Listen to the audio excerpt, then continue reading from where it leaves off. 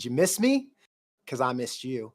It's been a while since we got to do a live call-in show. I think the last one we did was right before the OU game, and that one was popping. I mean, we had to be on there for over an hour. We had John Johnson from Corn Nation, and it was a great time. But this time I decided I wanted it to be more intimate, more just you and I, because it's been a while since I got to talk to all of you. So I'm back and refreshed this week.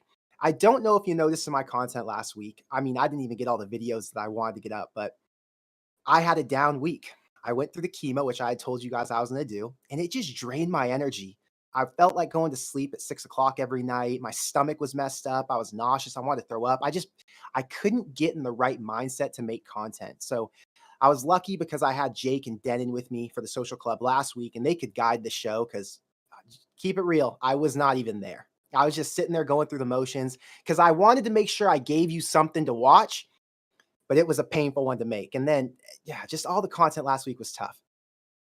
But I'm back. Nebraska won. I'm lifted right now. And I know a lot of you are too. So right before I did this or got on here, I decided I needed to make a Rutgers preview video. And you probably got the notification already. I just finished up a 4-hour video where I broke down that entire game coming up on Friday. I'm going to keep it real. It is one of my best preview videos I've done as of late. So make sure after we're done here, you check out the Rutgers preview because that gives you my entire idea of what I think of their team, what I think is going to happen with Nebraska going to that game, the spread, who I'm betting on, everything. So really thorough analysis. But what's up, guys? Have not talked to you in a minute. I see a bunch of members in the chat. I saw a couple people become members right before the show started. So if you are a member and if you're supporting the channel, I appreciate the hell out of you. And if you're just commenting, liking the videos, anything you're doing, it's huge for the channel. So everybody who's been supporting for the last, I've been doing this for about 2 years now. Thank you from the bottom of my heart, because there is no way we'd be at 14,300 subscribers without all of this support. So thank you for the memberships. Now, today is a special show, like I said, because we're going to take callers from the waiting room. Here's how it works. If you're in the Discord, well, let's start from the very beginning. If you're not in the Discord, click the link below in the description. It says join the Discord here. You can click that link. It'll automatically jump or join you into the Discord. Once you're in, there's a tab on the left side. It'll say online members, something else, and then it'll say waiting room. All you got to do is click the word waiting room, and then it'll say join now with video or with audio. You click it, and you'll be in there waiting. Once you're in, and I can see your name on my screen right here, I'll drag you into my room, and then you and I can have a conversation. You can ask me a question about anything you want, Nebraska football, anything you want, college football, anything you want, personal, literally anything. I'm here to talk to you. So just join the waiting room and we'll get it cracking. But yeah, we're going to start this off with our first one. So I want to bring Denon on screen right now. You guys know Denon's my co-host. A really quick shout out to Denon. He got me set up with a new microphone. So you guys can't see it. It's right here at the tip of my finger. It's stronger. It's better. It has more adjustments. I like it a lot better. So my audio quality is slowly getting better. Everything I'm hoping is going to get better for this show. So I just wanted to shout out Denon for helping me out to get the mic set up. If you guys didn't know about it yet, thank you, Andrew, for becoming a member. And yeah, we're going to take the first caller. Sorry that I have ignored chat up to this point, but I'm going to get to chat soon. I promise you. So right now we're going to start it off. Scott, can you hear me? Scott, are you there? Hello, Scott. Scott's MIA. We're going to bring in Beans. Beans, can you hear me? Beans, you're muted. Oh, hello. What's up? Hey, how you doing? It's a big game week this week. Yeah, it is. What are you thinking? I don't know. I feel like Rutgers is an interesting team. I think they have talent for sure. I don't know if they're more talented than us, but I think that if we go in there, we play like we did last week. I think we can beat anyone. No We doubt. played good this week. I feel like it's a little bit of a trap game though, going to Piscataway Friday night. The good thing is we can't get trapped because we're not very good. So that is the benefit. True. But they are wearing all black jerseys, so they could be intimidating. Yeah, but we're first place in the Big Ten West, so yeah, facts. We're first place. Just own it. Yeah. I wanted to ask you guys, now that we saw Bryce Benhart pulled from the game and we saw Hunter Anthony get more reps, can we officially bench Ben Hart? Like, can we get him off the field, like, altogether? I'm not sure what the deal is. Hunter Anthony did not grade out very well. I checked the PFF grades after the game. He didn't have a good game on paper, right? But from what it looked like, he passed the eye test. I'm going to guess the coaches are in the mood to make sure that they have to, or to make changes and make sure that they have the right guys lined up in those spots, because they are making a serious run right now. They've been preaching it all week that they are first in the Big Ten and they're trying to win it.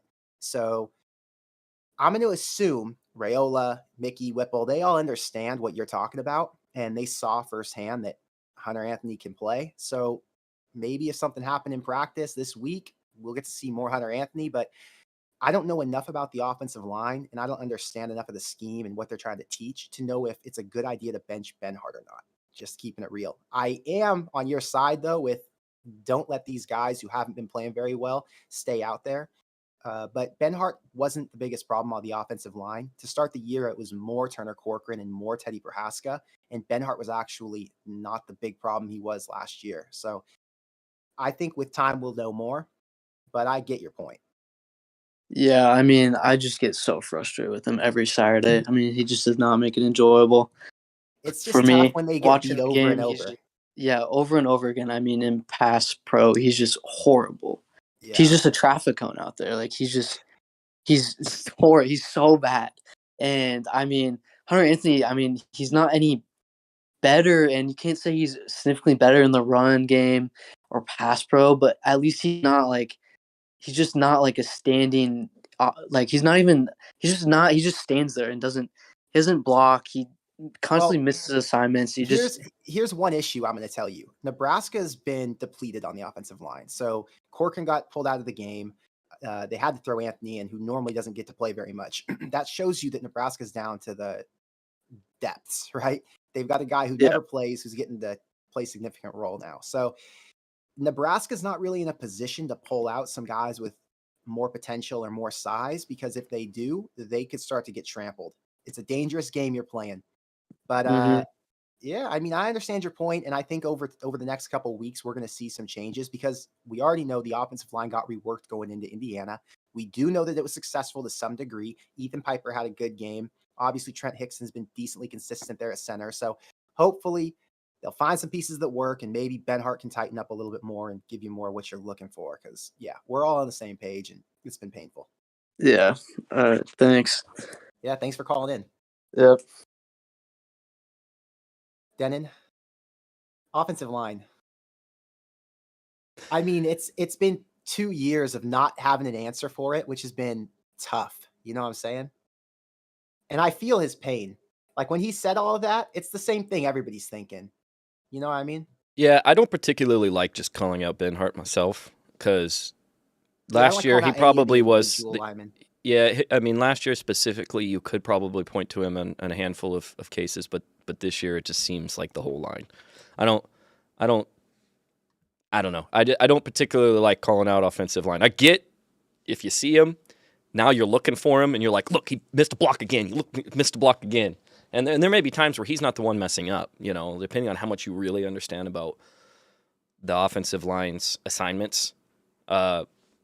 It just may look like he's missing sometimes too. So, you know, it's one of those things. I work in tech, and once, like if I do stuff in a conference room, once there's a problem in a conference room, there's always a problem in that conference room, even when there's not a problem in the conference room, because everybody's just waiting for that problem. One person. It's deeper than one person. Yeah, they're just like, oh, the screen, it flickered again. No, that's because you changed inputs. It's okay. Yep. Like, I get it.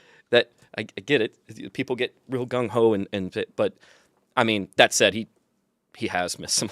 He's missed some blocks, but again, Cochran is. They all have. Is it Cochran? Is it just Cochran? Corcoran.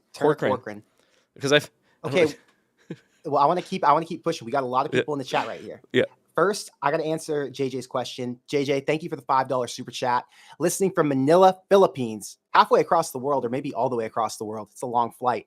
Good show, GBR. I think the coach talk for Campbell and Aranda has cooled off. Give your top 3 and 1 sleeper.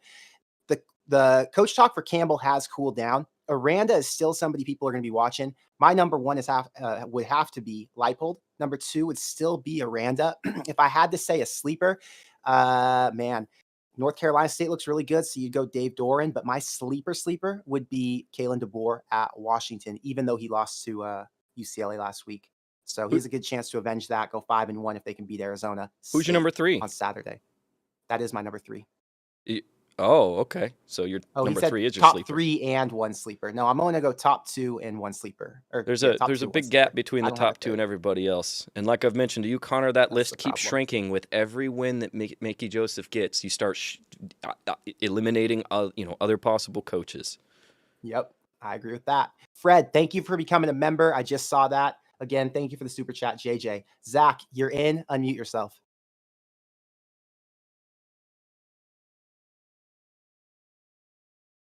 Zach, hello. Still muted. Okay, we're dropping Zach. We'll bring him back. Muffin Man, can you hear me? Unmute yourself, Muffin Man.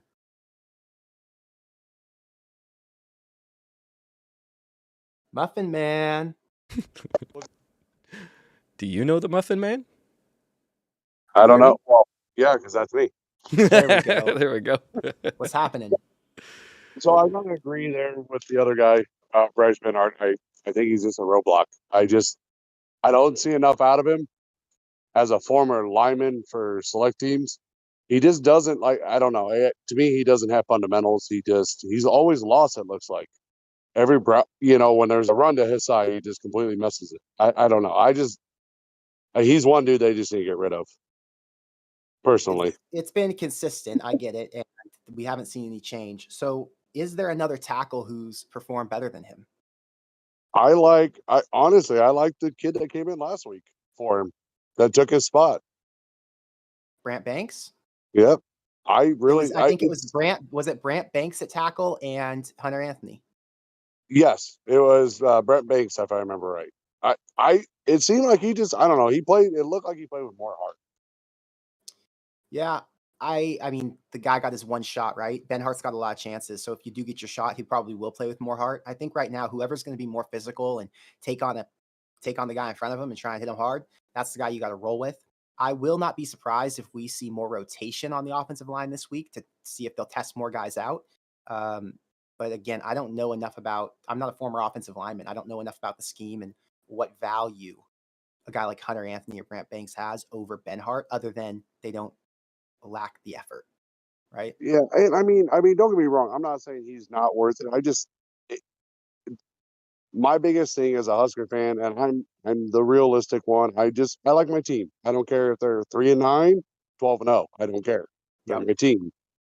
I just want to see explosiveness. Like Ty Robinson this week, I was like, holy crap. It's like the guy I remember when he played so well. I got to see him actually explode. Luke Reimer was another one. I was so happy to watch him. That kid came in and played his heart out. Yeah, there were a lot of guys who played with effort last week. And I agreed with your video the other day when you were talking about, they need to start using him more, even if it is just a short runs. That dude is a tank running through the field. He has the weight and he has the power in his legs, and it's going to be really hard for him to lose a one-on-one. I truly believe that. Even though we've seen him fail in the past, I think you got to give him a second run through and let him try and make a move, because Yant has a body type that no other running back on this team has. Well, he's not as big as he used to be either, and he's still massive. His body transformation is crazy. What he returned a kick last week, right? A little bit. No. Yeah, he did. No. I should pretty sure. What? He did. Yeah, he did. If I remember, I think I did see his goal. You know why you did? He was on the second line and it was a squib or something? I don't know, but it wasn't like a big return or anything, but he returned it, and I didn't recognize him at first because he looked more lean. Yeah. He didn't. Hopefully they're going to give him a couple more chances. He had some issues in the last couple of years with Frost and not getting his act together. And I've heard some rumors that he didn't show up to practice and all this other stuff. So hopefully Mickey gets him right. I think Mickey's the right guy to get the culture turned around in that whole offensive room. So he's got a heck of a running backs coach now too. Oh yeah, and Apple was a great pickup. And me personally, I think Mickey Joseph should take over the team. Everybody's like wanting Urban Meyer and Campbell. List goes on. I just want to see Mickey. I think Mickey's got the tools. I think Whipple's not my most favorite person, but he does have some cool schemes that when I actually connect with them, they're great schemes. But I'll tell you what, after I listened to Whipple's press conference this week, I liked him a lot more. He's just so real. And because he's real and honest, it makes him funnier and it makes him more relatable. And I thought, oh, that's a real good coach. I think he's probably going to be a guy, if Mickey does stay, that'll end up staying the offensive coordinator. So something to watch for. And it didn't take 5 losses, 6, 7 losses in a row to bench the quarterback. He benched him mid-game and said, yeah, I like that. You go sit over there. And you could see him chewing him out, too. It wasn't just like, I'm sorry, watching him chew somebody out is funny to me. He's such a not intimidating person. And I felt so bad for Purdy because I watched Purdy last year, and then when he came here, I was pumped for him. And this poor dude gets stuck on the 1-yard line, hit, fumble, touchdown for him. I felt so bad for Purdy. I want to see him start so bad. I mean, I love Thompson, but I like the dual threat. I was a big Adrian Martinez fan. I still am. I like it. I All right, like well, thank you for calling in. Thank you for your insight. Yeah, no problem, man. Williams over here telling me I'm making stuff up. What am I making up? You better stop making stuff up, Denon. Cobb Smack, thank you for becoming a member. I saw a couple comments in here about Frost being at Arizona State. Let me find them. Frost spotted at ASU. Can someone elaborate on that, or can someone call in and tell me what happened? I didn't see any news today. I've been working on a video for the past 4 hours, so I know nothing. But if Scott Frost actually was at ASU, that would be very interesting to me because he's a guy they could look at for I see what they're saying you made up. I found it. Number 0 who returned that kick was Tommy Hill, not Chuckwez Yant. That's why they're saying you made stuff up. Anyway, Scott Frost could be a very No wonder his body looked different. No wonder I was confused. I watched this game twice. But other people had the same. Other people agreed with me. So here it is. Frost was at their practice yesterday is what they said. Okay, very interesting. All right, we're going to bring in another caller. Zach is back. Zach, can you hear me? All right, let's try this again. All right, now I hear there you, bro. it is. What's up, bud? Hello. Hey. How's it going, guys? We're doing great. We're just talking about the Rutgers week. There's a lot going on. I saw you had another bet in this weekend for Nebraska, so you're a believer. Actually, I was going to talk to you about that. Okay, let's talk. I hit the guy. Okay, I hit the guy up. I asked for the bet. First of all, I love bro throw. Yeah, let me give people context really quick to what we're talking about, because you and I have our own side conversation over DM. So everybody in the chat, Zach joined the Bro Throw. Okay, we have a new sponsor. It's called Bro Throw. If you haven't seen our new videos, Bro Throw is not a sports betting app. It's a sports betting place, a website where you can go and bet against other people. So it's kind of like the Uber for sports betting. It's very cool. Zach joined and he's in our group. You can join easily. The link's in the description below. It's just brothrow.com/GBR. When he first got in, he made a couple picks. He won some money. So I already started talking to Zach about it because Zach clearly knows what he's talking about when it comes to making picks. All right, Zach, now that I gave them context, tell us what's going on. So this is the same guy I beat for the Jets. I picked the Jets, my first pick ever on Bro Throw. I beat him for $100 on the Jets. Okay. And so he took my bet earlier for the 65 -3. I picked Nebraska, and he's very avid on Rutgers this weekend. So I was just curious. He wants to do a 500 -3 on Nebraska. Do I take it? He wants to bet you 500, and he wants to take Rutgers +3. Yes. And think about it. I already beat this guy twice. Yeah, here's the issue. If you bet $500 as one unit and you lose, how long will it take you to make that up? Because what's your typical unit size? My unit size is $65. So if I was to bet 500 for one game, it would take me, 6 wins to make up for that one loss. If something happened, say one player did something, tore his ACL, one player had a personal foul, got kicked out of the game, Whipple gets ejected for being on the sideline, and now Nebraska loses the game because, all of these crazy things happen, and you lose that, it's going to take you too long to make up for that loss. So, I would try to stick to one unit. If you're going to bet $100 units, stick to that. Bet the guy 100. Don't slam one game. The rule of sports betting is you make sure that every bet's the same because it's just as easy to lose today as it is to lose or to win tomorrow. So, yeah, I would not slam anything. I would play responsibly. Especially with any game involving Nebraska right now. Yeah, especially with any game involving Nebraska. However, I am slamming Nebraska this week. I believe in them a lot. I just don't know because I've watched a lot of Rutgers tape. I did my preview already, and I saw the Rutgers only has 200 yards rushing on this season through 4 games. They've played 3 pretty bad teams. Their quarterback's only got 600 yards passing. I mean, it's just hard for me to just sit here and, think Nebraska is not going to win this game. But it's going to be tough. You don't know what's going to happen with Nebraska. Yeah, that's true. Yeah, Rutgers may be the most physical team Nebraska's faced this year. Just keep that in mind. Yeah. So, well, all right, no, Oklahoma was by far the most physical team. But thank you, Zach. You think thanks, so? Guys. Thanks. Yes. You really think so?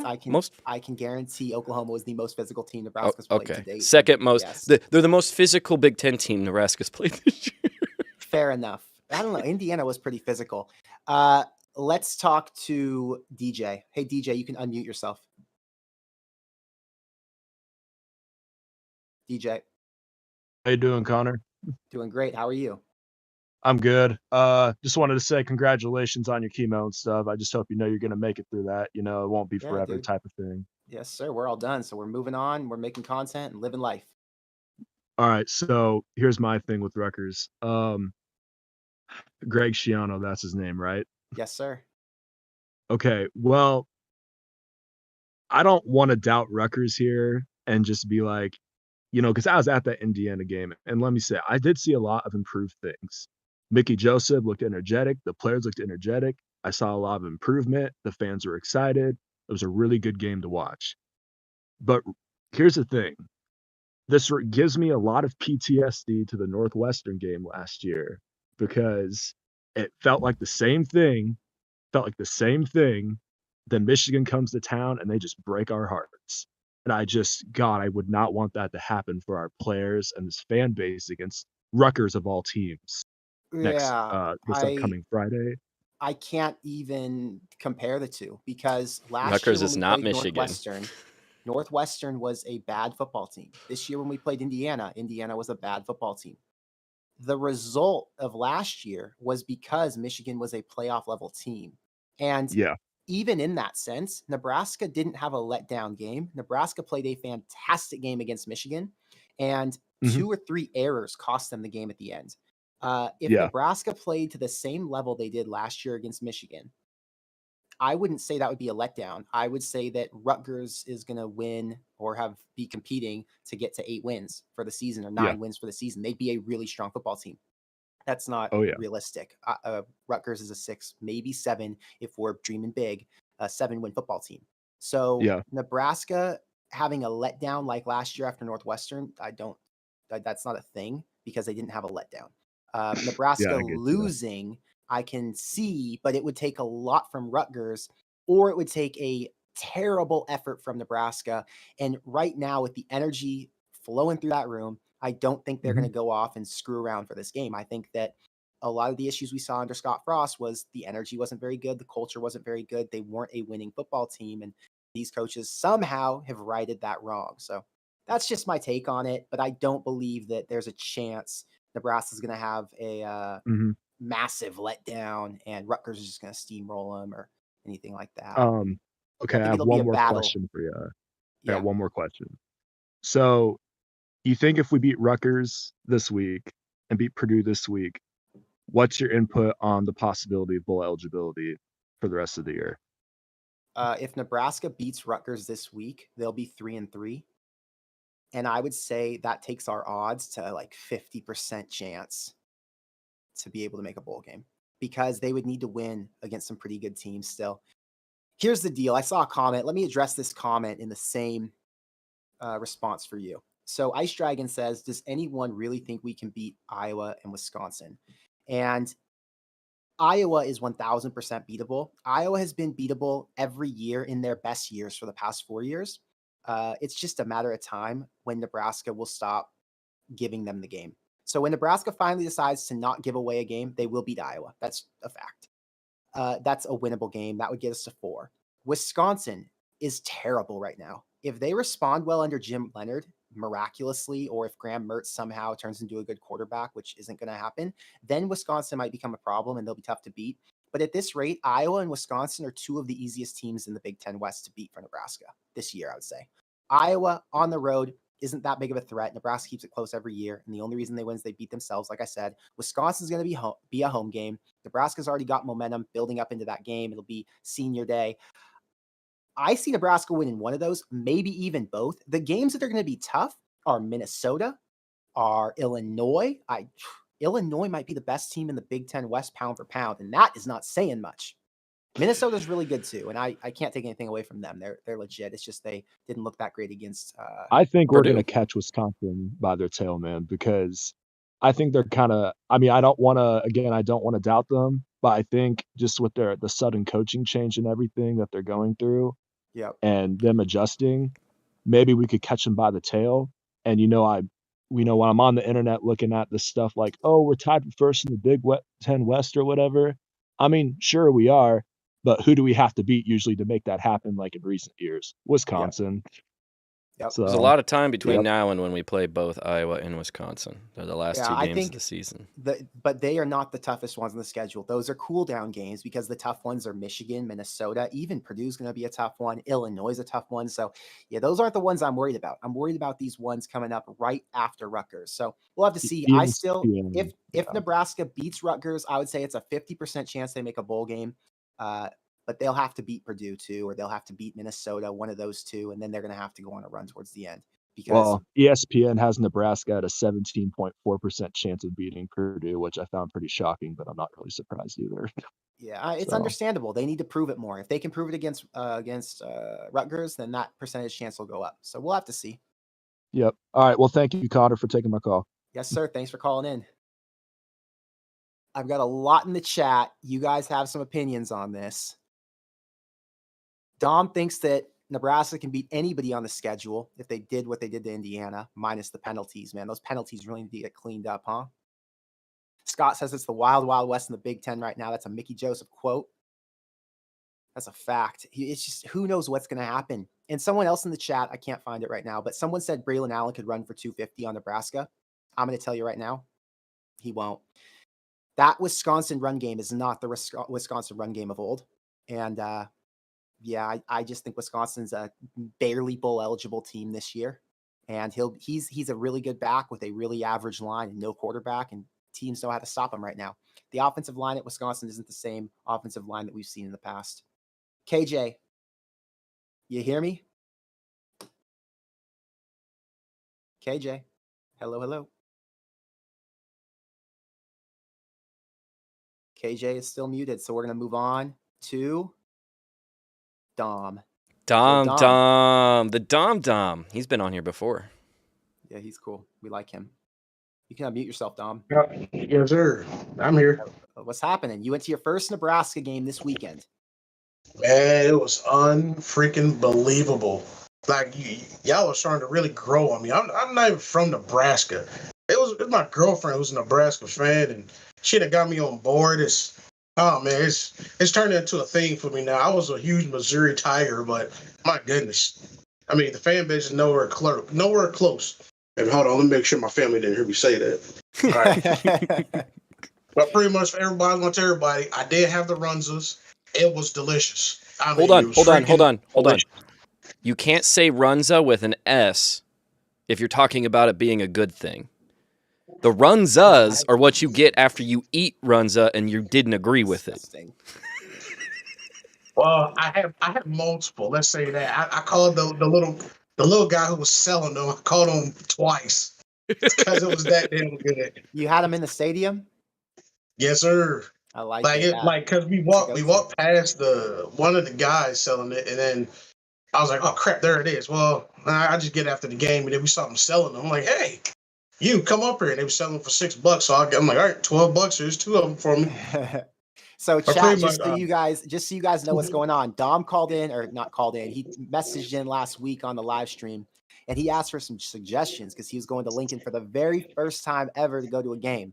And chat obviously gave him some great ideas. We sat there for 5 minutes and ran him through the Lincoln program, and Dom apparently had a good time. So thank you, chat, for giving him some ideas. And yeah, I'm really glad you had fun. yeah, you guys are awesome. I'll tell y'all that, man. Thumbs up to y'all Corn Crazed Army, man. You guys are freaking awesome. Man, you're one But of what I us. wanted to say was like, with the way we played against Indiana, do you think, like, say we beat Rutgers, do you think we can go on a run of six? Well, what would that be? 6 games left, a 5-1, 4-2 ish. Cause honestly, I mean, I don't think we'll beat Michigan. I think Minnesota. It can be a coin flip depending on which team shows up. Which I think Mickey Joseph, in my opinion, has surely turned the corner. Now they just got to drive down the lane with it. So, what's your opinion on that? So Do you think that if Nebraska yeah. beats Rutgers, they will go on a run? So here's my thought. If they beat Rutgers, I think there's probably a 40% chance they could beat Purdue. Purdue has a really good football team, but here's the deal. Purdue's run game is kind of mid. Their pass game is what's a threat. If Nebraska can somehow play really good man coverage against Purdue, they will win that game. And if Nebraska beats Purdue, man, Nebraska's going to be a problem in the Big Ten West, because after that, they're going to play Illinois and Minnesota, I believe. And in those 2 games, if they can go 1-1 and then they lose to Michigan, they have a really good shot to beat both Wisconsin and Iowa. It could be a very special season for Mickey Joseph, and that would be enough probably to keep him here a little bit longer. So as head coach, at least. So that's my thought. But it's not so much about Rutgers, right? It's about Purdue. Rutgers is not a measuring stick game. Rutgers is equivalent to beating Georgia Southern. So maybe a little bit better because it's on the road, but Rutgers isn't a game I can look at and say I'm going to learn something great from there. The only thing I can really say we're going to learn this week is, can Nebraska replicate what they did last week? Can the defense show up again? Can they play as physical? Can the offensive line be serviceable? And can Anthony Grant, Trey Palmer, and Casey Thompson continue to prove that they can lead this offense? If all of those things happen, I'm going to tell you what, I'm going to be very optimistic about Purdue. See, I look at Rutgers as kind of a trap game because it's so here's what people got to realize. Here's what people got to realize. Nebraska doesn't have enough juice to get trapped. So they're scared in the back of their own head to lose a game. So because they're so nervous and they're not looking ahead because they're so focused on each week right now, they're not getting trapped. A team who gets trapped is a team like Tennessee, who's got to go to Death Valley this week. Tennessee's a favorite. They got the #1 offense in the country. They're going into LSU, who's historically got a great stadium environment, and they're very tough to beat at home. That's a trap game because Tennessee knows they're the better team. Nebraska doesn't know they're the better team. Nebraska's afraid of missing tackles and not having the right coverage and turning the ball over. So there's no trap mentality. That doesn't happen. I will say, however, it is stressful having to play in an environment on a Friday night where the students are going to be going crazy. Rutgers is going to be pumped up and they want to get another win because they already got a winning record. But trap game, no. That's Only game on. Everybody's going to be watching it. Thirsty for Saturday. They need their appetizer. Even if they're in California or down in SEC country and don't give a crap about these 2 teams, they're going to be watching the game anyway. So there's an added cloud with that. But I don't think you're trapping Bill Bush anyway. Or no. Bill Bush. Trapping anybody on this team. No. Yeah, I don't. But thank you for calling in, Dom. Always happy to talk to you, bro. Yeah. All right, we'll talk to you soon. All right. Guys, if you want to join, all you got to do is be in the Discord. On the left side, join the waiting room. Once you're in the waiting room, I'll drag you into the head office with myself and Denon, and you'll be able to have a conversation with us. Fred, who's a member, sent me a $5 super chat. Thank you, Fred, for the 5. We can beat anybody as long as our line holds up. Our defense is getting better because of adjustments they make during the game. And West, I'm assuming that means we are competing for the West. Man, Fred, I like the energy. I agree with you. Nebraska's going to make a run. And I do think the defense is only getting better from here. So I'm pumped up. All right. Denon, we're about to take another caller. You ready? Yeah. Nick, can you hear me? Hey, what's going on, guys? Oh, I'm not ready for Nick. Hey, Denon, Connor, it's good to be with you guys again. Yes, sir. First off, I just want to give a shout out to Mickey and Bill and Bush because it was so refreshing. I mean, there's a lot to do yet. I mean, 112, I think, penalty yards is definitely something that needs to be cleaned up. But it was so refreshing to see coaches that make adjustments when adjustments need to be made, and even Whipple benching, when he needed to bench him.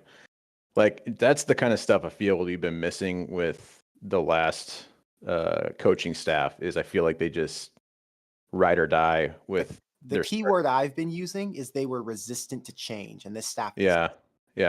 So it was so fun to see, and I feel, and it was watching Bill Bush's interview. Was it today or yesterday? I can't remember, but yesterday. Just I loved hearing the fact that he recognized when he walked in that the defense was just too complicated for these guys. Like, he had to, make it simpler and just let them play. Yeah. I know he mentioned too, because the whole time I'm just like, man, where's this defense been? And it just made sense to me. He's like, the guys were always looking to the sidelines, waiting for the next call. And instead of always having these guys wondering what they're going to do next, let's just do the same play, but, giving them a more simpler defense to where it's like, you need to watch this guy. If this formation is there, then just set up this way instead of just calling a different play every single time.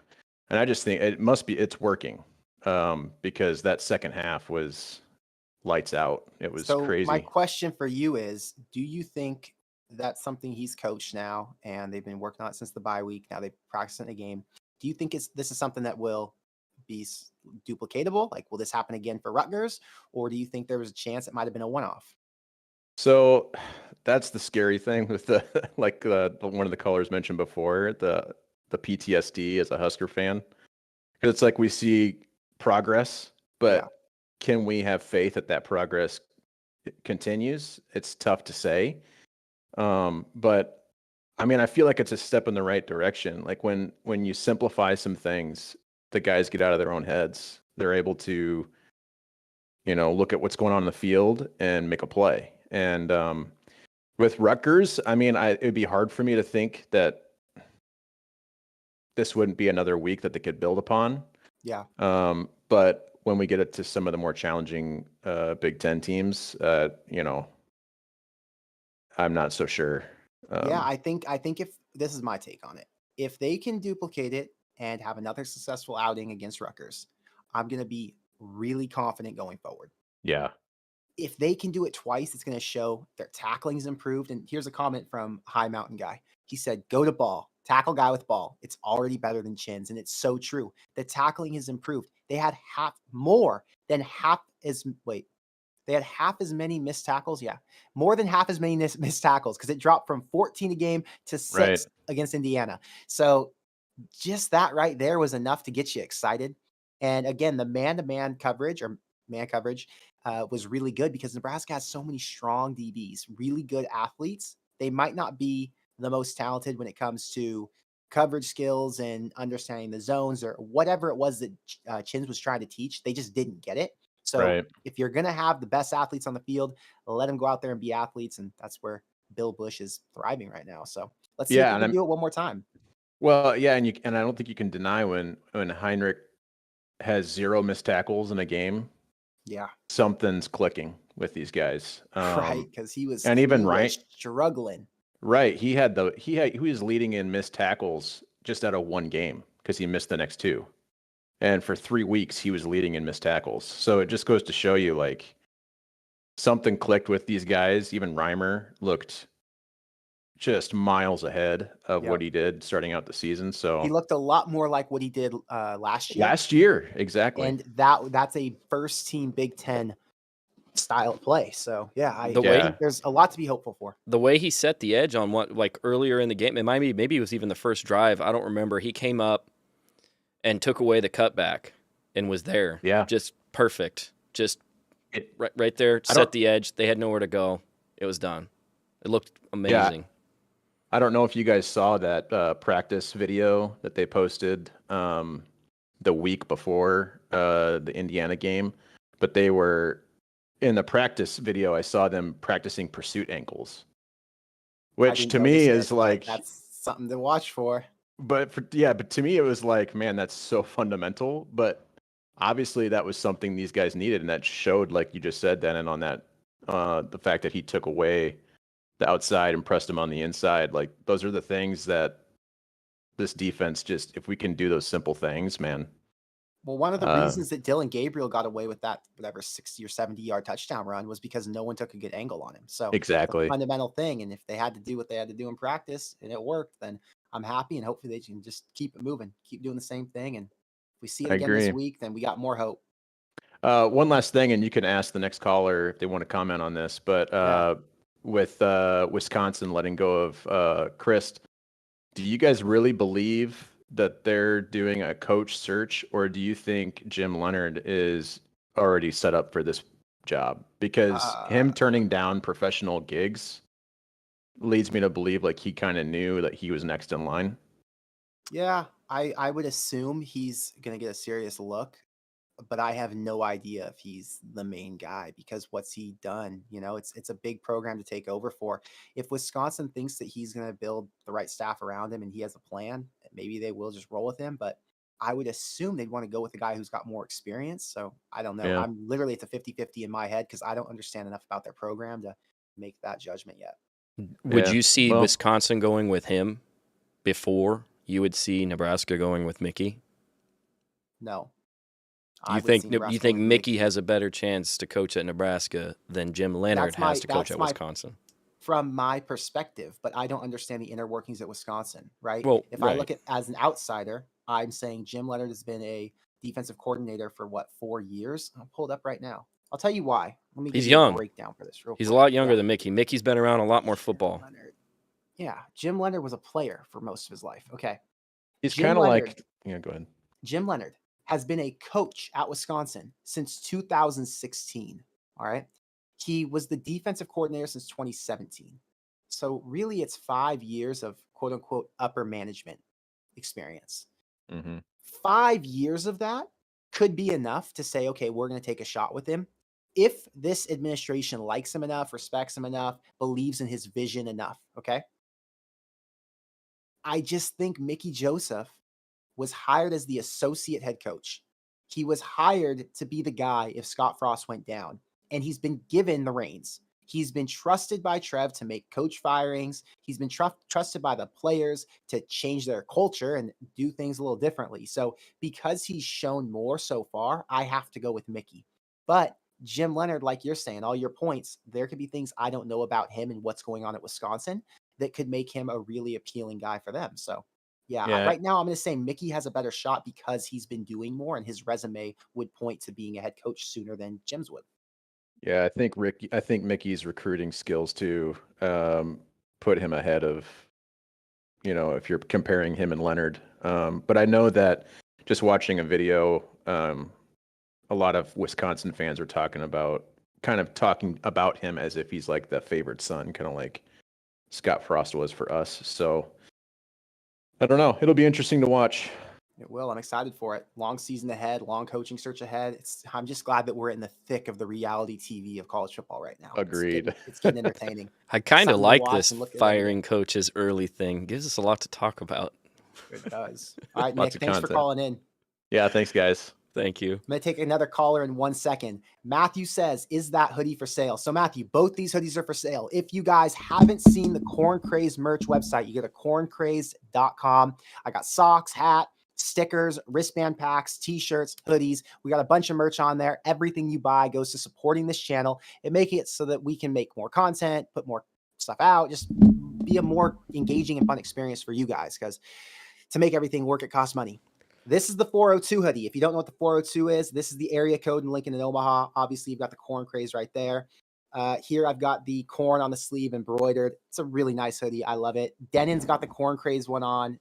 It's got the globe on it. That's for, Corn Crazed around the world. That's why there's a globe, because we got people everywhere tuning in, as you know. But yes, if you want to get your merch, you can go to corncrazed.com.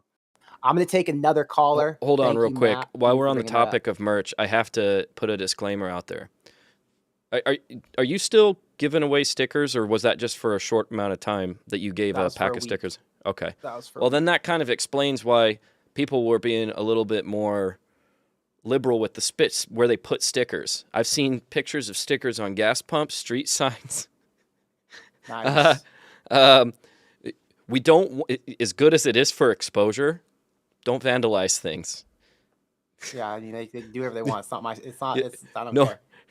No on the back of a stranger's car. No. I'm guessing no. So I'm guessing no one's gonna do that. Well, I don't know. And also, if you just ask for permission to put it somewhere. Yeah. Fair enough. Someone sent me a picture of one on a gas pump. It was right next to one of those Joe Biden "I did that" stickers where he points at the kids. I love it. Travis said he just got his 402 shirt. Travis, thank you for the support. I hope you like it once I send it out. And Kev says he got his hoodie yesterday. He got a 2X. Glad you got that one, Kev. He said they do run a little small. All right, guys. So sizing, I'm wearing a large. I wear a large in everything, and mine's a large. So maybe if you wear a bigger size, go a little bit bigger so you can get the oversized. This is an oversized on me. This is more of like a fitted hoodie on me. So just a heads up. All right, we've got Scott. Scott, do you want to unmute? I'm there, man. Hey, how's it going? Good, man. How are you? Doing great. We're just talking about Rutgers game this week. We're talking about the coaching search. We're just talking to talk. I've heard it all, man. I heard it all. I love it. So what you got going? So one of the things I looked at, so Rutgers is kind of a tale of two tapes. You look at the Temple game where they were more pass heavy, and you look at the Iowa game and it was more run. Well, kind of. Iowa kind of shut them down. Yep. But you look at the plays, they had quite a big difference in plays when it comes to pass plays against Temple and run plays against Iowa. Which tape do you really look at? Are they really a pass threat or are they a rushing threat? So for me, they're a 50-50 because they basically split it up evenly. The distribution between run and pass is pretty even up to this point. The issue is their pass game is really bad. So if you allow them to pass, there's a chance you're going to have more success against them. Whereas if you allow them to run, they could break a couple off. But they're going to run and pass equally. At least to this point, they have been. My guess is Nebraska's going to scheme to stop their pass because if they do, they're going to end up getting some picks. These quarterbacks aren't very good, and the quarterbacks aren't very consistent. So different guys have been coming in. We could see two different quarterbacks play this weekend. You could see Wimsatt, who I don't think he'll play because he's been really bad. But you could see most likely Noah Vedral, who hasn't played very much, and then what's that guy's name? Simon. So Simon's number 3. He's the one who's played the last couple games. He has a 300-yard passing day. My guess is he's the one who's going to get most of the opportunities. But yeah, none of these quarterbacks are very good. They don't pose a threat like Connor Bazelak did. Bazelak could throw 60 times a game. These guys aren't going to throw more than 20-ish. So the run game is the one that is the more dangerous this week. The quarterback run game. Well, their quarterbacks don't really Go ahead, Dennon. I was about to say the quarterback run game, they will run with the quarterback a lot more. So as if we've improved with angles and pursuit, we should be okay, right? If we see what we saw against Indiana or better, I think we should be okay against the run. But the quarterback run game is something we got to keep an eye. So I definitely think they're going to probably have much more rushing attempts than passing attempts. Yep. I would agree, and I think we're a little bit. I think previous games, aside from Indiana, I think we kind of exposed ourselves a little bit on both sides of that, especially with some face guarding. And then, of course, our rush defense was kind of atrocious there for a little bit. But Noah, you brought up Noah Vedral, which obviously we all know who that is and how it goes. Do we really see him playing a lot? He only played, I think, he's played like 4 snaps, I think. No, I think he's an emergency guy right now. So the guy we're going to see is Simon, as long as he's healthy. If something were to happen to him, Vedral would be probably the backup over Wimsatt because Wimsatt's been dinged up too. But yeah, the guess is it's going to be Simon. Also, if you want really in-depth Rutgers preview, Connor has a new video. Yeah, for everybody watching, if you didn't hear me say it in the beginning, we've got the Rutgers preview. I just posted it up about an hour ago, so it's on the channel. Rutgers versus Nebraska preview prediction, the whole deal. So you guys can go and get that. You should have probably made it a little sooner than right before the chat. Come on now, Connor. Yeah, no, I didn't have an option. I would have if I could have. I begged him to do this early this week. Yeah, we were going to do this show on Thursday, but Denon had an obligation, so we had to move the show up to Wednesday. Thank you, everybody. I feel you, man. I gotta watch my son play football on Friday night and try to watch the Husker game at the stadium. Tough. So you got to have it on your brutal, phone ready to go. Oh, you know it. I love it. All right, well, thanks for calling in, Scott. Hey, thanks, Connor. Thanks, Denon. So, real quick, Brad asked, height and weight for the hoodie. I'm a large. So, Brad, I am 5'10", 180. I wear the large. If I wore the XL, it would still fit. It'd just be oversized. I like my stuff to be a little bit more fitted. Like, there's no extra room on the sleeve, really. Like, that's all you get. So, you could go XL if you're 5'10", 180, or around my size. It'll just be a little more oversized, but that hopefully gives you an idea. 5'11", 190. 5'11", 190. I also wear the large, and it's, you get a little room under. It's a little saggy. I mean, I'm not as fit as Connor, so it doesn't look quite as good on me. But so Dennon's got 1 inch and 10 pounds on me, and he still wears a large, to give you guys an idea. But if you want it oversized, make sure you get an XL if you're around our size. Max, thank you for the $2 super chat. Everybody who drops a super chat, it goes a long way in the development of our show. Everybody who's a member, anybody who has their name highlighted and has a little core next to them, that's a person who's a member. You guys, whenever you drop a comment, I make sure to search in my comments on YouTube to find you guys first so I can respond to you, because my members are my most important commenters since you guys are paying for the channel. But I really appreciate it. And yeah, that's the perk to being a member on the show. Sam asked again, what's my height? Sam, I am 5'10", 180 pounds. And Noah is asking about the hoodies. Noah, the hoodies are on the site. It's corncrazed.com. Nick, I don't know where Crypto Badger is. Crypto Badger should be here, but yeah, no clue. And then here you go. Kev says he's 6'3", 215, and a 2X fits him great. Here we go. Travis says he got a large, but if it's small, just bro shirt it. I don't know what that means, Travis. Don't know what that means. But if you hit me up on the side and you want a different size or anything, just let me know. I'm going to bring in another caller. Let's bring in Tim. He's been waiting a while. Hey, Tim, you there? You can unmute yourself. Tim, hello. Tim is still muted, so we'll give him a chance to breathe. Cobb smacked. You can unmute yourself. Hello. Hey, how you doing? Oh, just wonderful. How about yourself? We're doing good. Me and Denon are just in here talking to anybody and everybody about this week, about the coaches, and about anything else Nebraska football. You know how it is. Yes, I do. So what are you thinking? So just a theoretical out there. If you could elevate one side of the ball, let's say both sides of the ball are consistent, you could elevate one to elite level. Would you go with the defense or would you go with the offense? Defense.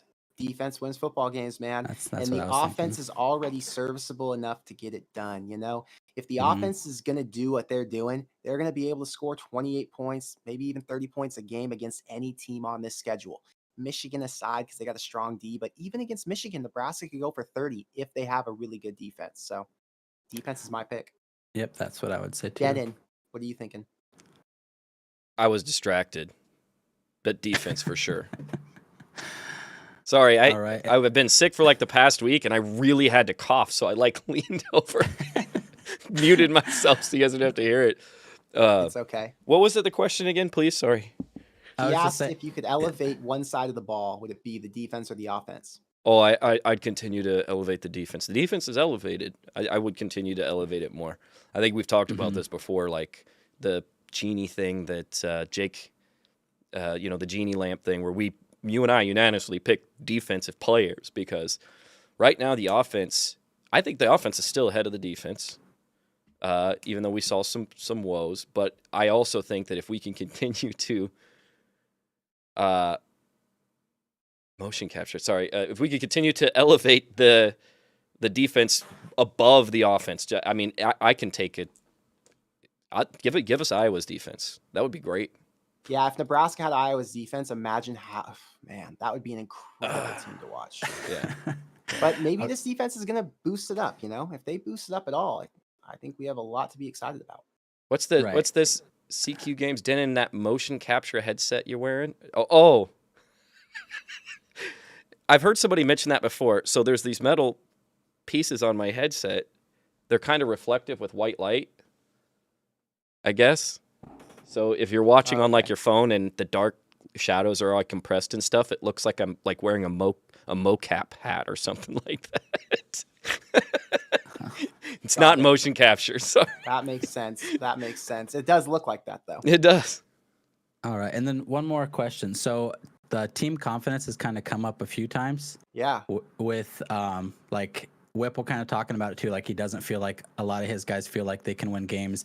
But like last week, you seen once they did start getting confidence, both on the defensive side, like they started playing their coverages tighter, and you started seeing the defensive players start like being more aggressive. Like, do you feel like that's something that's going to take like the first quarter every time to get going, or do you think that they're going to come into this game, especially on the road? Are they going to come into this game with that same confidence that they had a good second half last game? That's just something I worry about, that they're not super confident in where they're at. No, I think the offense is really confident. If anything, the defense would be a little bit less, but the offense knows what they can do. They've been so consistent so far this year. They've just had some blips in the middle of games, you know, but I think the offense is confident, especially after last week. All right.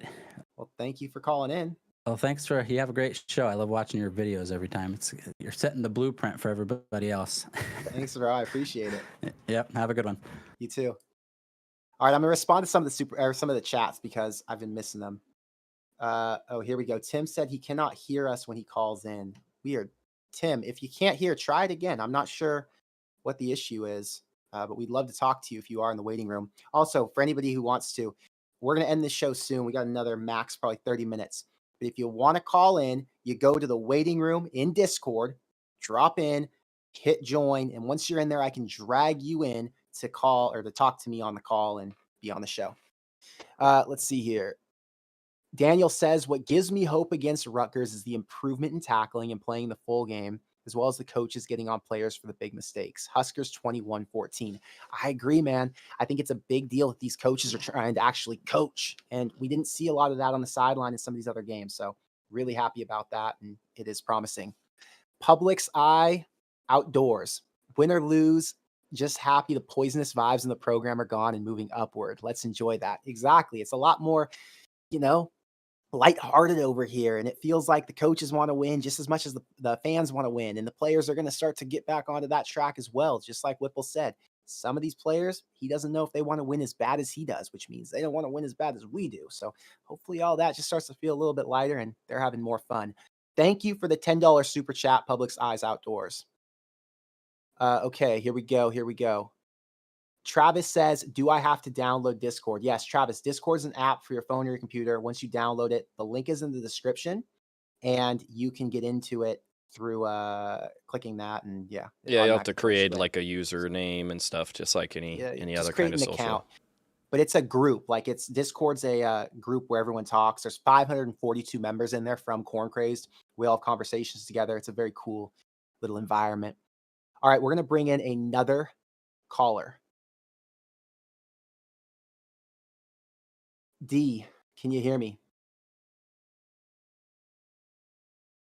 Hey, can you hear me? Yes, sir, I can. How we doing?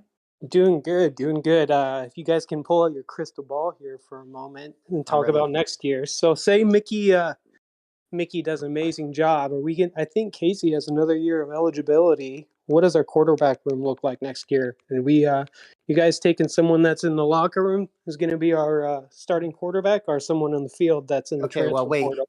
Go back. Did you say Mickey would be the coach next year? Yeah, say Mickey's the coach next year. Do we have our quarterback in the room, or do you think we're hitting the portal? I think Casey Thompson would come back for another year under Mickey. I think Mickey likes him. He has a good relationship with him. I think if Whipple stays, like Casey. Yeah. If I Whipple think stays, Casey stays. He hasn't Whipple had enough Whipple this year. stays if Mickey stays. Whipple stays So- if Mickey stays, and in turn, Casey would stay. Casey Yeah, would stay. So I would think he would stay. I think Trey Palmer would probably be gone. I don't know. Did you ask about receivers or only quarterback? I only asked about quarterback, but Trey Palmer. You think he would be gone either or? Trey is going to go for 1,200 yards receiving this year. He's, I think, right now averaging over 100 a game or something. I just don't think that he's a guy who would need to stay next year. He'll be at worst a third rounder with his speed and with going over 1,000 yards at Nebraska in a down season. So, yeah, I don't see Trey staying because he doesn't need to. He could if he wanted to boost himself up to be a first rounder, like kind of like how Jordan Addison decided not to go to the pros right away because he would have been a late first round or second rounder. You know, not the highest pick. But Nebraska would return a lot of talent. So if they did return all that talent and did get in some more support staff who could develop him, I think that I would be really optimistic about 2023. Cool. I just thought of this. Do you guys have any update? I haven't checked Twitter or anything on Fidoni, so if we get on a roll, he would be a Dude, gem. I know nothing about his status. They don't talk about it. I've seen nothing, so I just have no clue. I've got a Well, I question for appreciate you. guys. I yeah. got a question for you before you go. Do you think that Anthony Grant stays? If Do I everybody think- else stays? Or do you think he's going to be like Trey Palmer? He's going to have a nice resume to take with him to the draft. I think it's all depending on the coaching staff. Because what is it? Oh, I forget it. Is it Brian? I forget his last name. The running back coach. But Brian Applewhite. Applewhite. yeah, he's clearly a great coach. They talked about having to pull AG this weekend because he kept on bouncing to the outside. So I think if he's around, then we're probably seeing AG next year. I could be obviously way off. No one knows. I think AG has a good chance to come back next year. Running backs don't go that high in the draft. If he had back-to-back 1,000-yard seasons, which he is on pace to have a 1,000-yard season right now, I think he's on pace to have 1,200 or something, then yeah, pretty good chance. You also have to think that 23 is a massive running back class, so it might hurt him. You got like Bijan down in Texas and a couple other guys. Yeah. That's a good point. Yeah, who knows? It's still, we got to see what these guys do for the rest of the season. So we'll have to see. Cool. It's good talking, guys. Appreciate it. Yeah, thanks for calling in. We'll talk to you soon. Thanks, man. Scott, thank you for the $5. He says Corn Crazed watch party, Wisconsin or Michigan. Well, guys, I live in California, and most of the people on Corn Crazed are out in Nebraska. So the Corn Crazed watch party is a little difficult.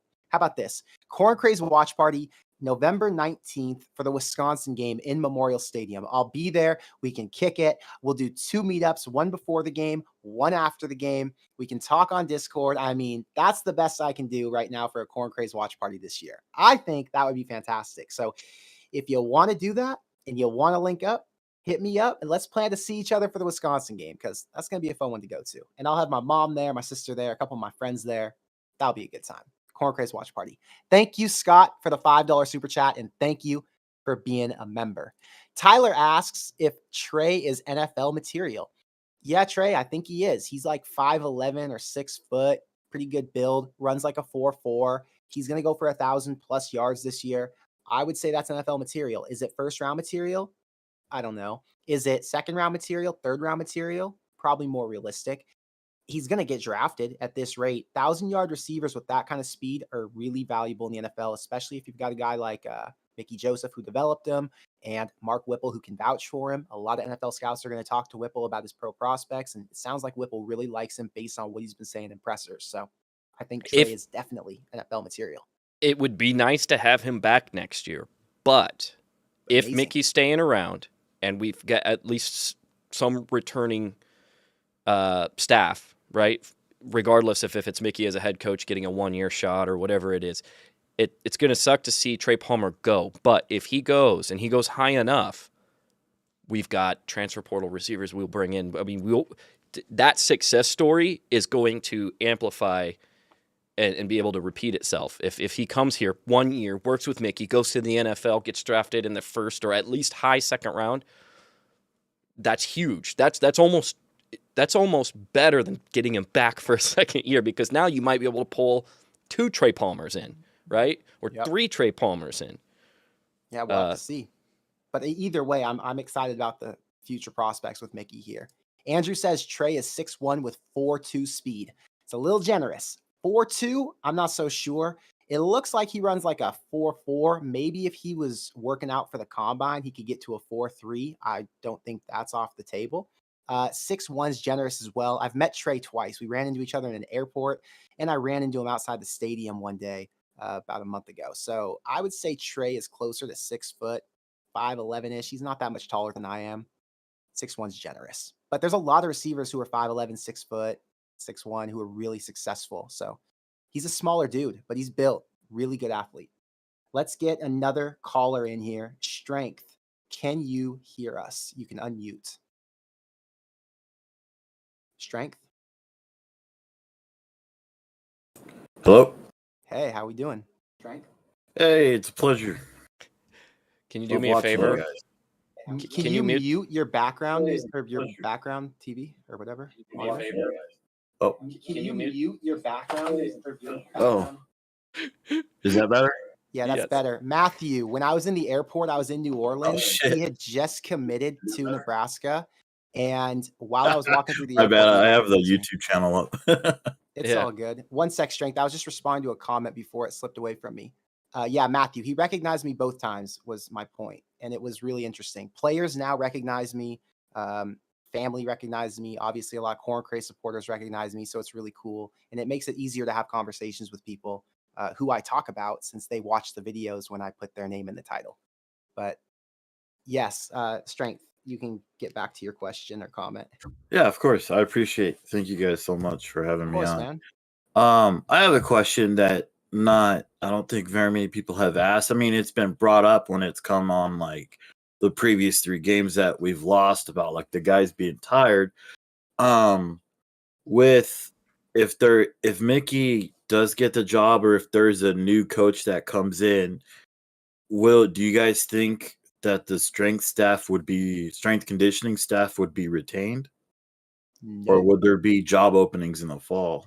My guess is there would be some job openings. I don't know who would get wiped out, but if you look at the past 5 years, has Duval done enough? Has the team been conditioned enough? I don't know the answer to that question if I'm Mickey Joseph. As a fan, it doesn't feel like it. It feels like you've got to wipe some of the frost energy away and hit system reset. It's very interesting the way that they would go because it would be kind of an awkward conversation. You keep Bush, you keep Whipple, you maybe keep some of these guys like Joey Connors, but he's attached to Frost. But now that he's working with Bill Bush, do you say he's a step up? I don't know. Anyway, the point is, it's still early to talk about it because we don't know enough about those support staff or some of those other coaches and their relationships with Mickey yet. Okay. They have a really good track record. I think they're doing Who? personally. Duval and I'm what's just his gonna be name? real, man. I'm gonna be real, man. I have not been impressed with Nebraska. I don't know about Duval. I have not been impressed with Nebraska's strength and conditioning for the past 3 years. So They Yeah, look better. it's been kind of tough because like we look at these first 3 games, and then you look at like how our defense performed last year, keeping it close, and so it's like, and like was it the coaching and then or like then like last week or 2 Mickey mentioned about something about like slowed down the tempo on the offense, and so it's like, so much, but you don't know. I mean, I'm not putting excuses out there. It's like it's hard to tell. Like someone can be well conditioned, but if you're out there for like so long, you're gonna be gassed out. But It also well, depends all on of the how you comments, practice throughout the all week. the comments are not big fans of Nebraska's strength and conditioning for the past few years. So that's telling me what I've determining what I seen thought. them last too in games. I mean, look at the Michigan State game last year. Look at games like that where the entire defense played it all the way to. I think sometimes it depends on how you practice throughout the week, right? Mickey's even said it. You don't want to practice the athleticism out of them because that's been a thing. I don't know. To me, what I saw when Mike Riley was there, and what I saw within 2 years of after Frost came in, those players looked stronger and better conditioned. Now, maybe Yeah. I'm comparing, terrible to worse, and things should be better. Okay, let me give you my take on that, Denon, really quick. Sorry, before you get your point in strength.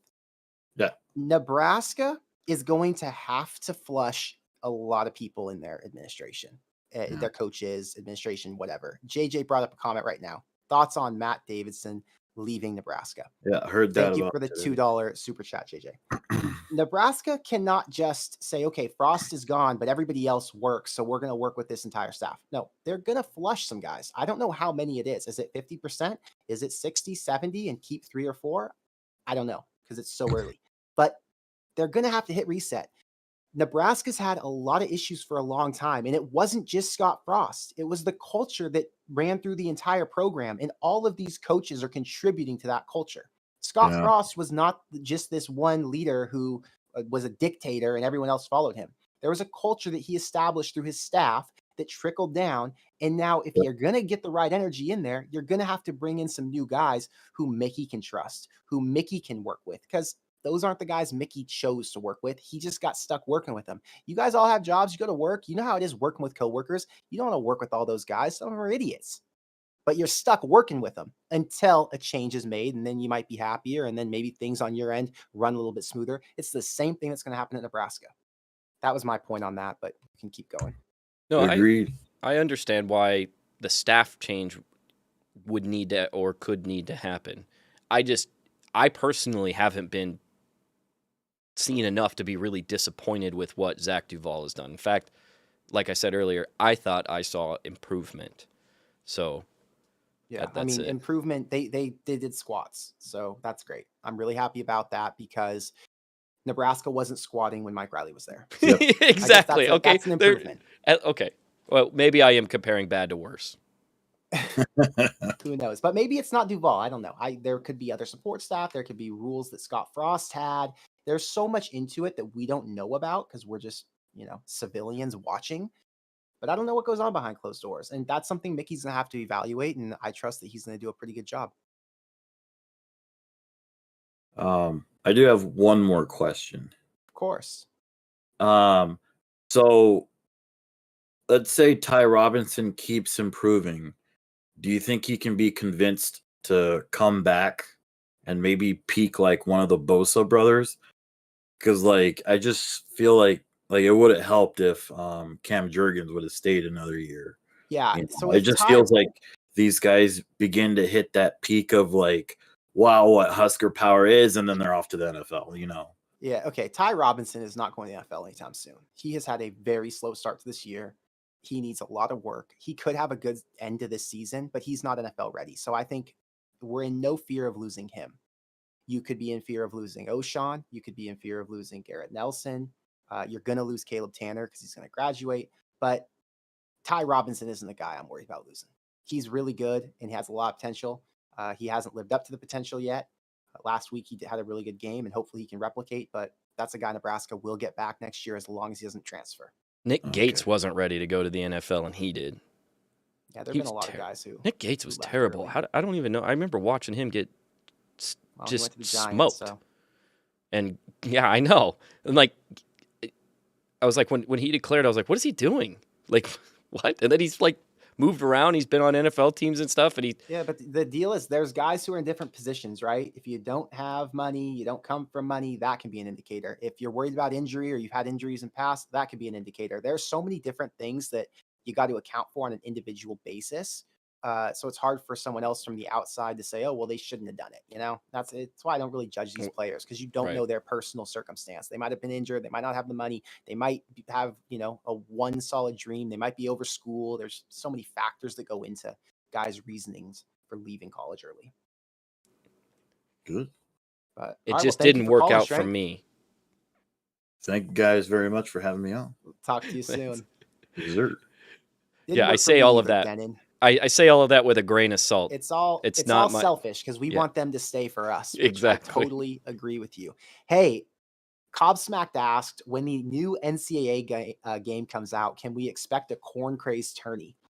I'll tell you right now, I will be addicted to that freaking game. And we will absolutely have paid tourneys, like $20 buy-ins, where we've got a round of 32 teams or something. I don't know. It's going to be, I'm on PC, so maybe if people are mostly on Xbox or PlayStation, I'll just buy an Xbox or PlayStation and we'll do a tourney that way. But yes, we're going to do tournaments because that game is freaking amazing. And now we got the community to run one. So I'm pretty freaking excited for it. It's coming out in 8 months, 9 months, something like that. June? Denon, you going to play it? July.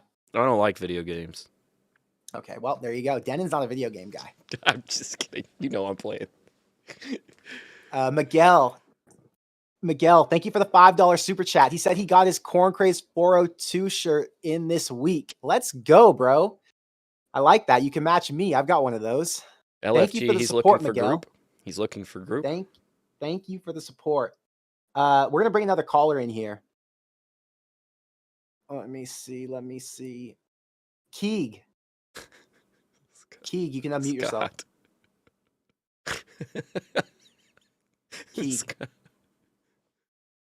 Oh, he left. Okay. He got scared. Let's see if we can get Tim. Tim, can you unmute yourself? Oh.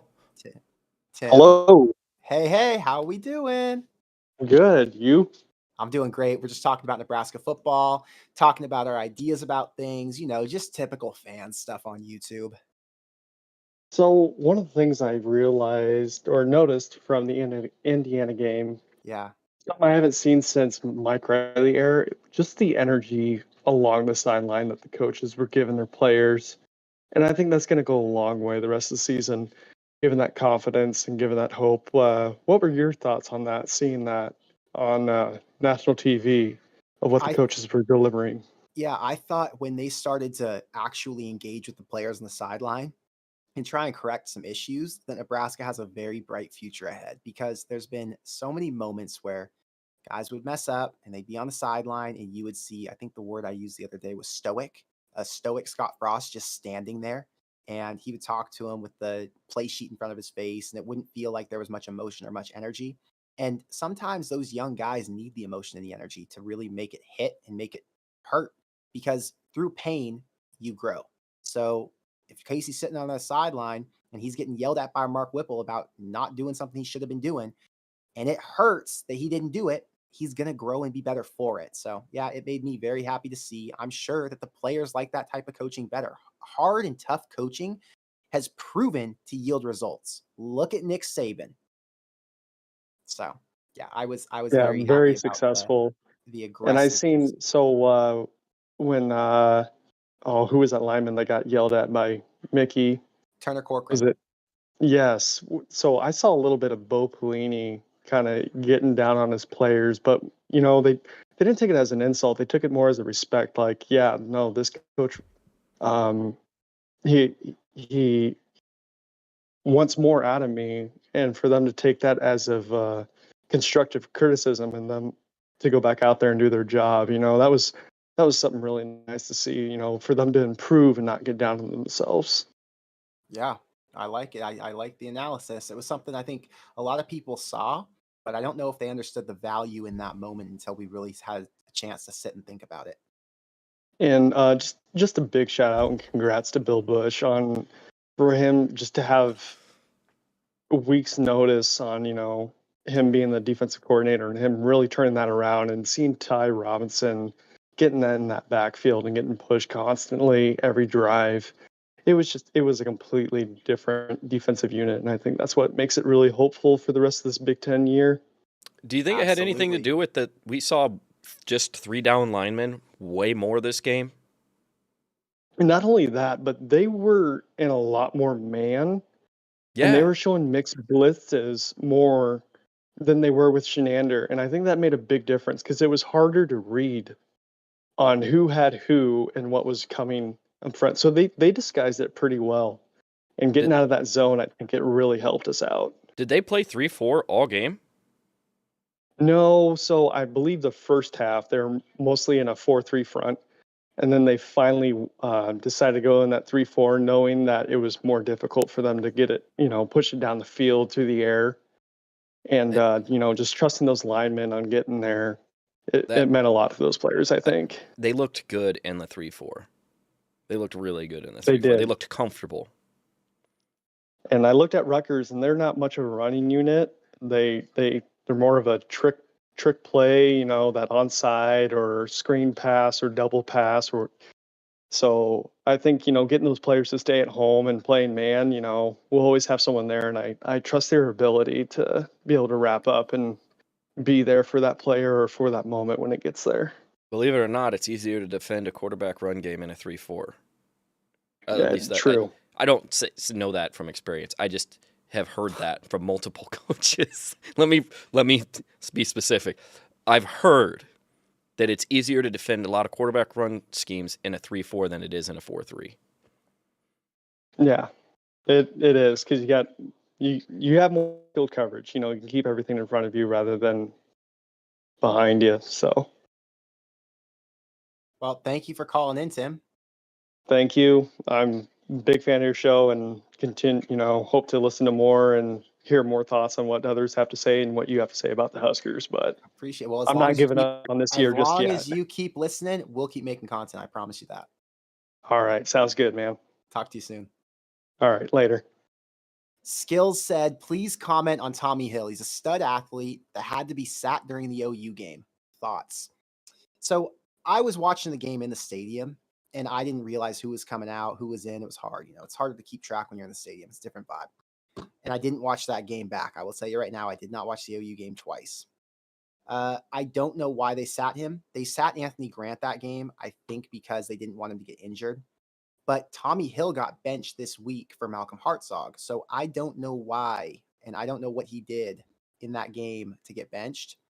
He's one of the most promising guys on the team, or was, but maybe he did something in practice. Maybe the coaches aren't vibing with the energy right now. I don't know. I'm guessing he'll get more chances this year and he'll get a chance to redeem himself. But right now, it's the best players on the field, the guys who are giving the most effort. They're the ones who are getting to play. So I don't know the answer. I wish I did.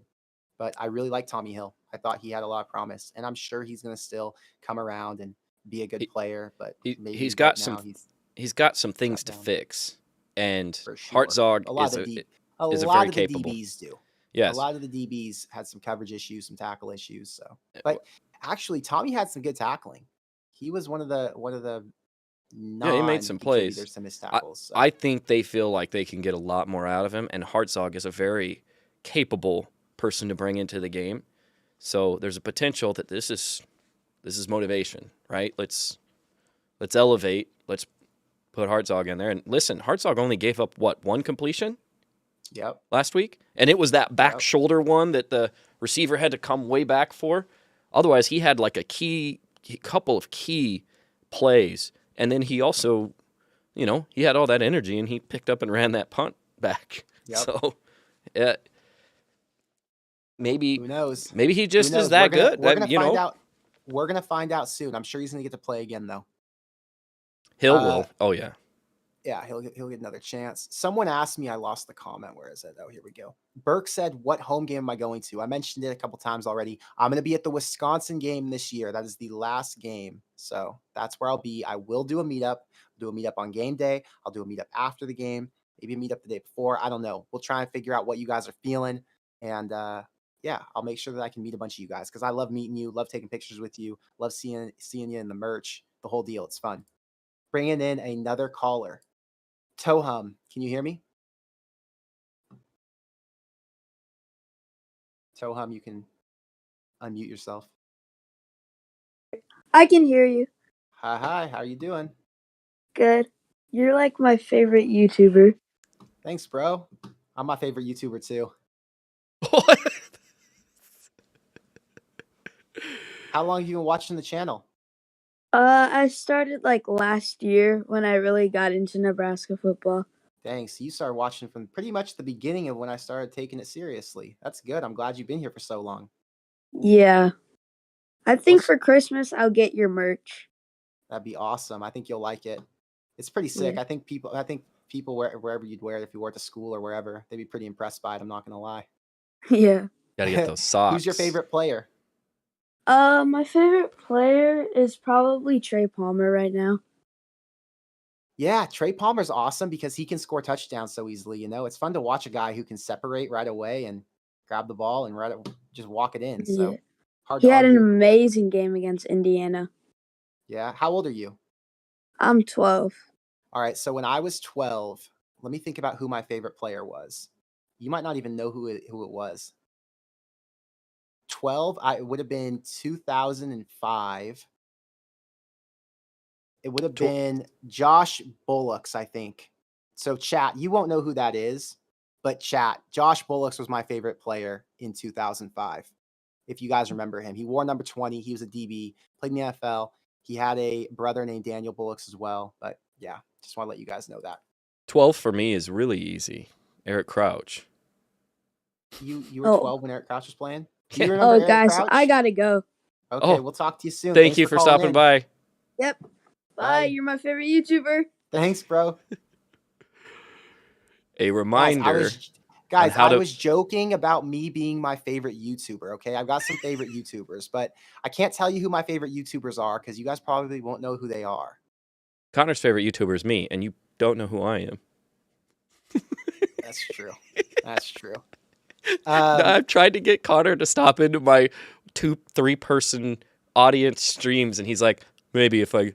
He's never stopped. Denon tries to get me to come to his live stream and play video games with him. Like I'm not spending 6 hours making videos a day. Like Denon, I've got to make content, bro.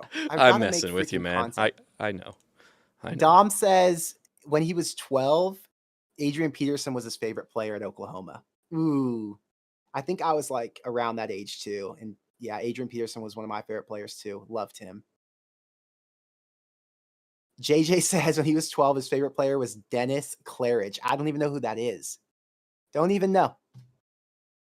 Sue.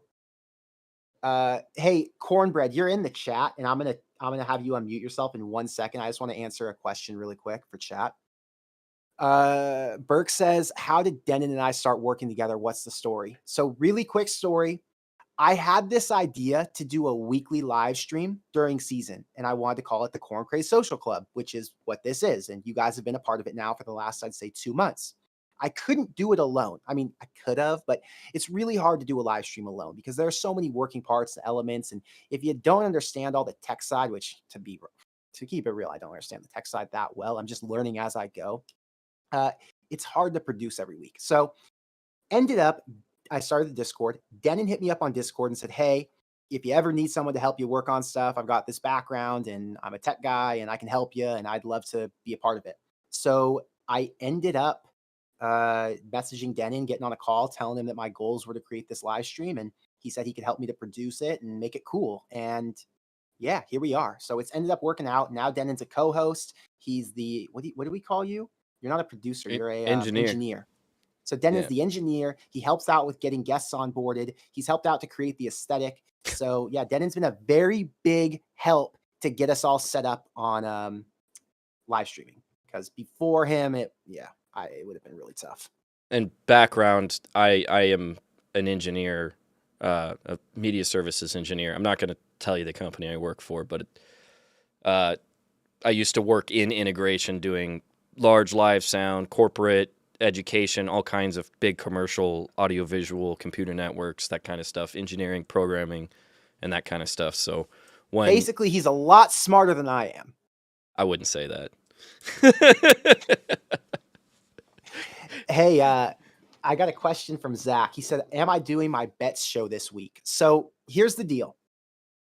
The schedule's all messed up because Nebraska plays on a Friday night, right? So here's what I'm thinking. We go live Friday night after the Nebraska game. And the first portion of that is the reaction to the game. The second portion of that is the bets show. And I give you guys all my picks for Saturday. Sound like a plan? It's a plan. That's what we're doing, Zach. I like that idea. Just it works.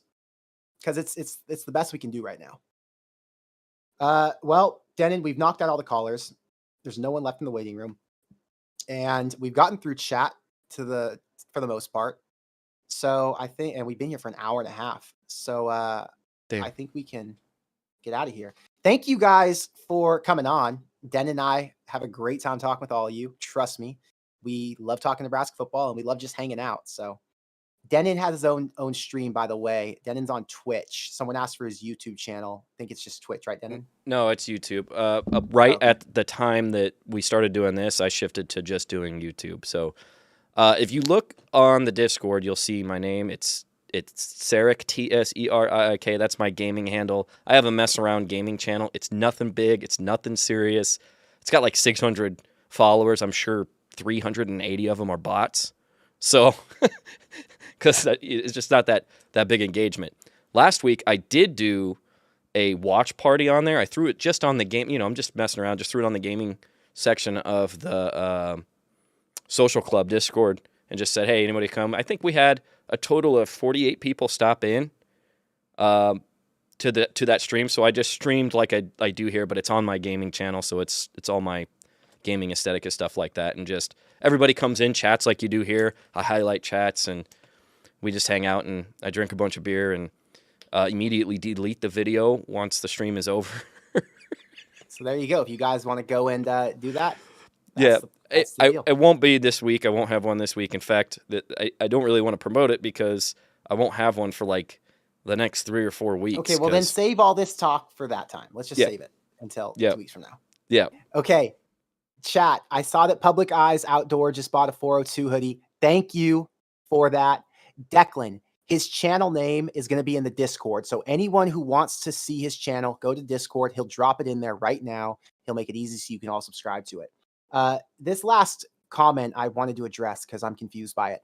Kyle says, Connor, forgive me if you've already addressed this, but what's your reasoning for giving Rutgers 20 points against us? I didn't give them 20 points. I gave Rutgers 13 points against us, I think.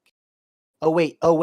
You're saying giving them 20 points is in them scoring 20 on us.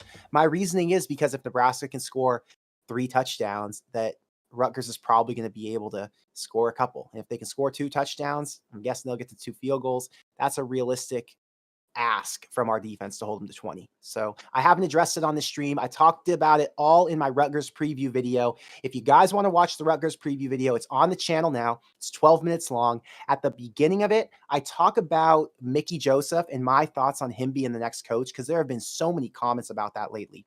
Also, I've gotten a few comments, like a dozen, 12 max in the last 3 months from people saying, hey, I don't like when your video starts off for the first 5 minutes of you talking about whatever, and then the last 6 minutes is you talking about the topic in the thumbnail.